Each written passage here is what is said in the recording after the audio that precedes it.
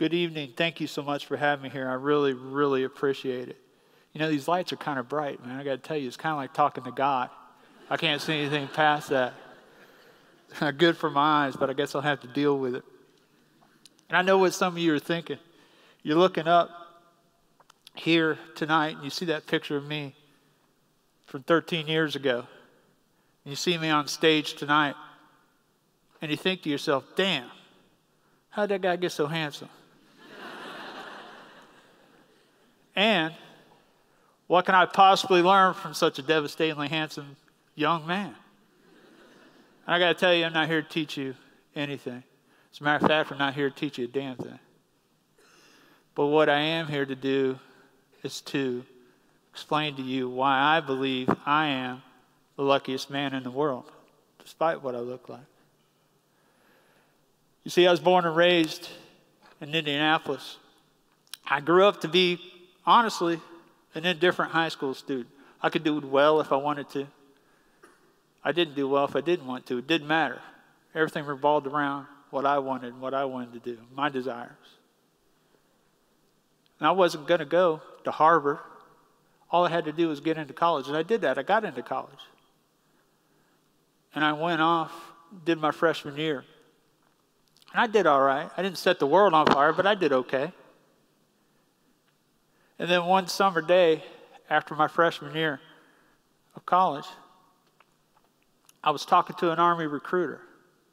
He'd come over and started talking to me. And after we talked for a while, he told me, he said, you know what? He goes, I was hoping you have what it takes to be a soldier, but you just don't have what it takes. I said, what do you mean? He said, I don't think you have what it takes to be a soldier. I said, I got what it takes. He goes, well, then come on down to my office and talk to me about it. I said, oh, no. I said, I've got what it takes, but I'm not coming down there and talking to you. He said, come on down. You don't have to do anything. We'll talk. I said, all right, I'll come down there, but I am not joining the Army. I went down there and talked to him. 5 minutes later, I joined the Army. And then he took me down to where you process in Indianapolis, where you select your job, what you're going to do in the Army. And I sat down with the recruiter that I had to talk to there. And he did the same thing. He goes, you know, after talking to you, before I talked to you, I was hoping you have what it takes to be an infantryman, but I don't think you have what it takes. And I said, what do you mean? He goes, I don't think you have what it takes to be an infantryman. 5 minutes later, I was an infantryman in the United States Army. And I went off and started my career. And I went down to Fort Benning for basic training. And I went off to my first duty station in Germany.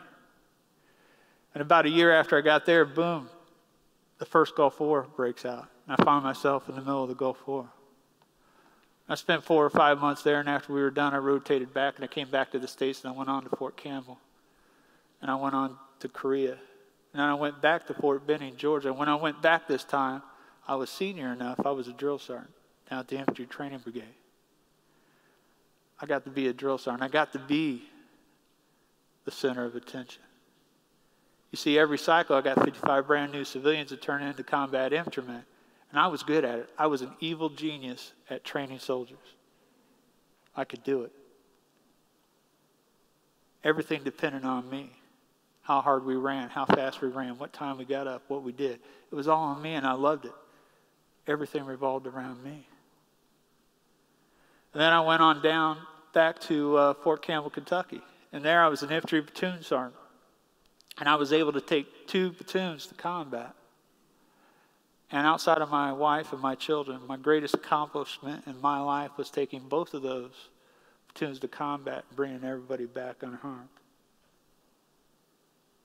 But you see, I loved it because just like when I was a drill sergeant, when I was over there, I was in the middle of everything. Everything revolved around me. My soldiers couldn't do anything without me.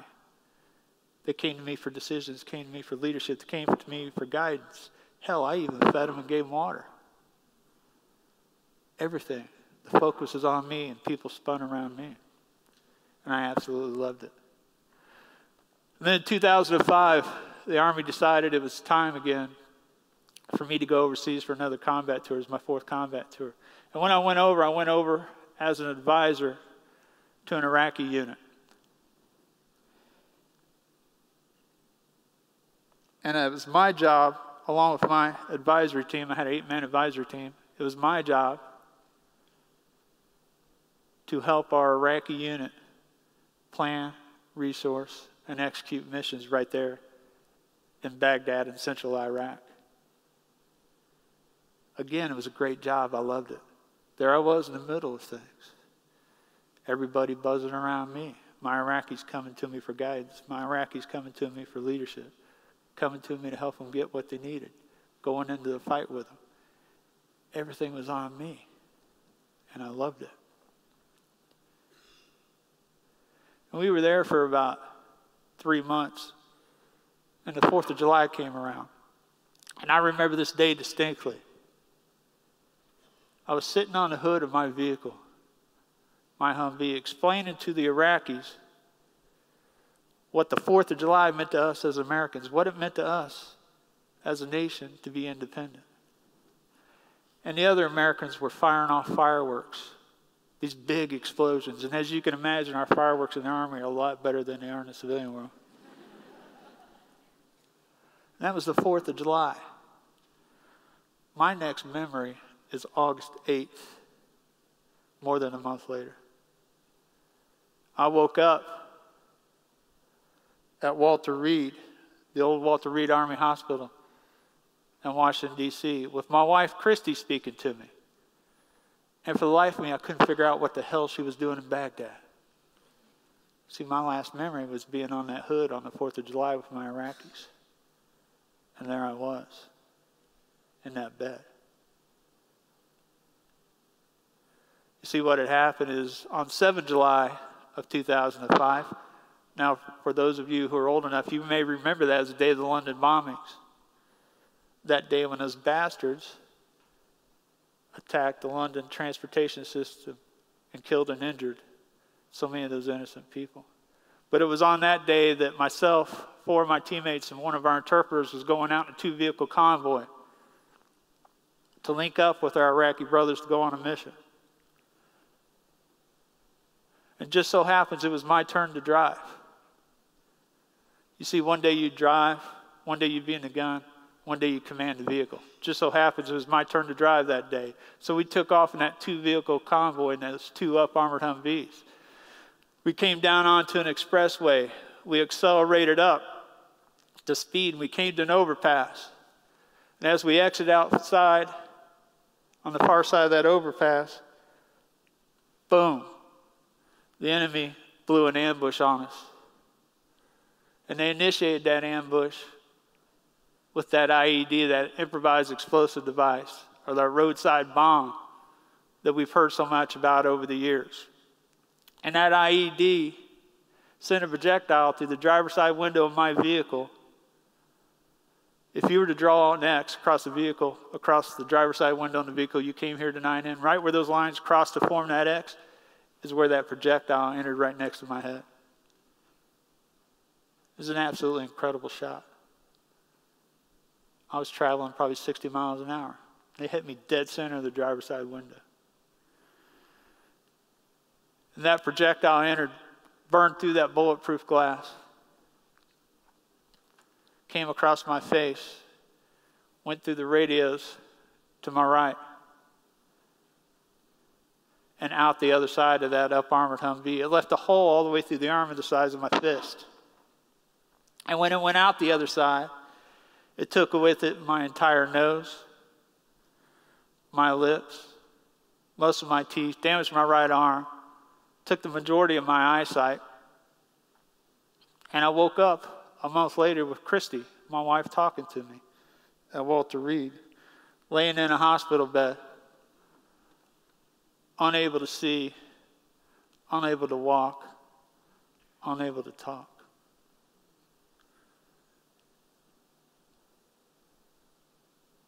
Now, about the time I woke up, I had a friend of mine who was injured, not a mile from where I was injured. He was injured by that same type of roadside bomb, and he had some of the same injuries I had. And when they brought him back to the States, instead of taking him to the old Walter Reed where I was, they took him to what was then known as Bethesda Naval Medical Center in Bethesda, Maryland, which is about 10 miles as a crow flies there in D.C., or it's about 6 hours in that D.C. traffic. But they took him there. About 2 weeks later, I was sitting in my hospital bed. My team of ophthalmologists walk in. Team of 3 surgeons. And they want to talk to me. You see, I've been awake long enough. I come up out of that month-long coma. They taught me how to speak with that tracheotomy, with that hole in my throat. I could communicate with them to let them know how much vision I had remaining. They knew I had some, but they weren't sure how much. So they got me in a wheelchair. They wheeled me down to the clinic, which was in the basement of the hospital. They got me up in the examination chair, and the first doctor came in. He sat down, he talked to me for a minute, and he examined me. And he went out in the hallway, and he had a conversation with the other doctors. And then the next senior doctor came in, sat down, examined my eyes, went out into the hallway, had a conversation with the other doctors.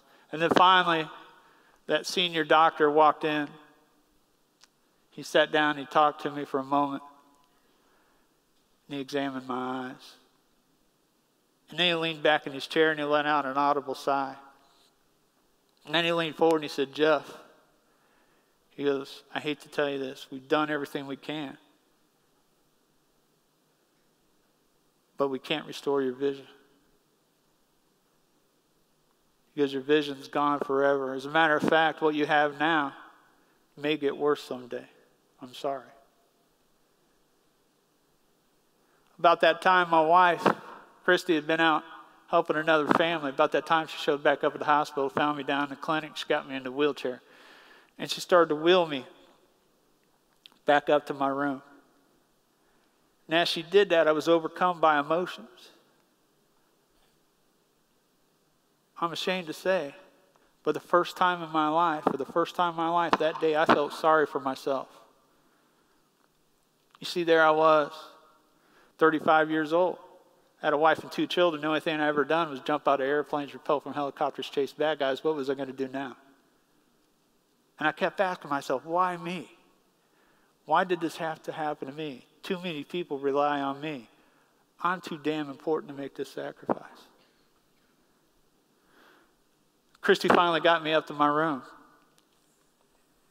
She got me up into the bed. She still does this to this day when I'm upset. She'll take my hand, she'll rub my hand, and she'll talk to me. To calm me down. And as she did that, the phone rang. She picked up the phone, and we were told that my friend who had been injured 2 weeks prior had died.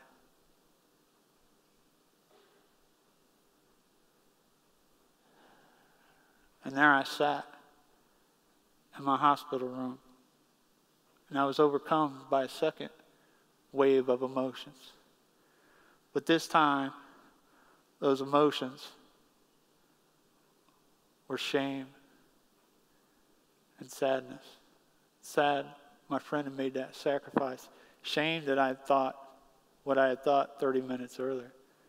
When I was riding in that wheelchair up to my room, and I thought I was so important that I couldn't make that sacrifice. Hell, I hadn't made a sacrifice my friend had. And that's a lesson I learned very early. You see, I was sitting there, I could hear everything going on around me. I could hear the doctors moving up and down the hallways. I could hear the nurses coming in and out of the rooms. I could hear the patients talking to their family members. I could hear Christy talking to me. And it dawned on me that I wasn't the center of the world. Life would go on, no matter what happened to me. And quite frankly, that's a freeing feeling. That's a freeing sensation. You see, I'm no longer the center of the universe. And since that frees me, it allows me to get out and do things. You see, I can get up on stage and do a talk like this tonight because I'm not worried about it. Even if I were to embarrass myself, make a fool out of myself, it's okay. I would get up tomorrow morning and I'd live my day. Because I'm not so important that the world stops. Now, my friends have asked me over the years, they said, Jeff, is it hard for you when you get out and you do these things? Is it hard for you to interact with people? You sound different, you look different. Your injuries are so visible. Is it ever hard? And quite frankly, it is. In today's society, we're taught not to stare. We're not taught to ask questions. We're taught not to ask questions. We're taught not to say the wrong thing. We're afraid we're going to offend somebody. So the effect of that is, when you see somebody like me or we see somebody who's injured, perhaps another veteran, perhaps somebody who's disabled, we tend to withdraw. And that's especially true among adults. Now, sometimes children are a little bit different. They haven't developed that filter yet. They don't know what not to say. So children tend to engage me quite a bit. I'll tell you, Christy and I were in a hotel elevator in Washington, D.C. It was about 2 years after I was hurt. We're standing there in the elevator, the doors open, this little boy steps in, he's about 10 or 11 years old. I swear to God, he looks up at me and said, "What the hell happened to you?"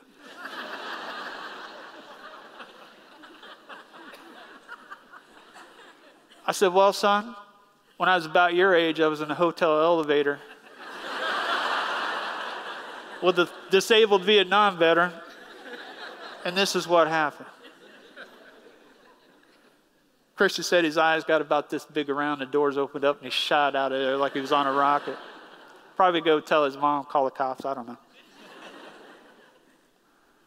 But you see, I'm here today because of the life I've been able to live. That includes all those experiences in the military. I'm here because of the lesson I learned so early in my recovery, that I wasn't that damn important. That knowledge has allowed me to go out and do other things. It's allowed me to get out and do events like this. It's allowed me to engage other people. It's allowed me to take opportunities of things that I normally wouldn't have had the opportunity to do. I'll tell you, I'm really, really successful in life for a man with no discernible talent. I really, really am. I'm not an accountant. I'm not an IT guy. I'm not a finance guy. But what I've learned is that when you're not the center of the world, you can focus on other people. You can focus on your family. You can focus on your community. You can focus on your employees. And because of those lessons I've learned and those experiences I've had, I truly, truly believe I am the luckiest man in the world.